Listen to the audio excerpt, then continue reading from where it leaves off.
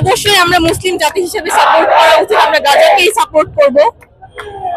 সারা বিশ্বের যত মুসলিম আছে আমরা গাজাকেই সাপোর্ট করছি, ফিলিস্তিনকে সাপোর্ট করছি। যেন ইউএসএ হচ্ছে যেভাবে ফিলিস্তিনদের উপর ইসরায়েল নির্যাতন চালাচ্ছে, তো এটা থেকে খুব তাড়াতাড়ি যেন মুক্তি পায়, ওই চেষ্টার জন্যই আমরা হচ্ছে এখানে এসেছি। পুরো সমগ্র জাতি এক হচ্ছে। বিশ্বের মধ্যে অনেক কান্ট্রি যেমন সৌদি আরব বলেন, পরাশক্তির যে দেশগুলো, মুসলিমদের দেশগুলো অনেকেই কথা বলতেছে, এই বিষয়টা আপনি কিভাবে দেখেন?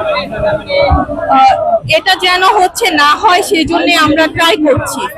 যেহেতু আমাদের এর থেকে বেশি মানে ট্রাই করার কোনো মানে ক্ষমতা নেই, তো আমরা এই জন্য হচ্ছে এখানে একত্রিত হয়েছি। আচ্ছা, এটা যদি আমাদের বাংলাদেশে হতো তাহলে বাঙালি কি চুপ থাকতো আপনার মনে হয়? অবশ্যই বাঙালি চুপ থাকতো না।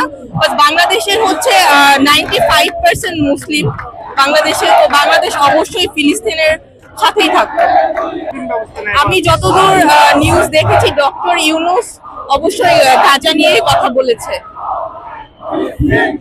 অনেকে যে এখন এই মুহূর্তে প্রশ্ন করছে যে ইসরায়েলি যত পণ্য আছে সেগুলো আসলে আমাদেরকে বয়কটের যে একটা ডাক দিয়েছে, তো আপনি কি মনে করেন যে আসলে কি তাদের পণ্যগুলো আমাদের বয়কট করা উচিত কিনা? অবশ্যই বয়কট করা উচিত। আমি নিজে অলরেডি বয়কট করেছি।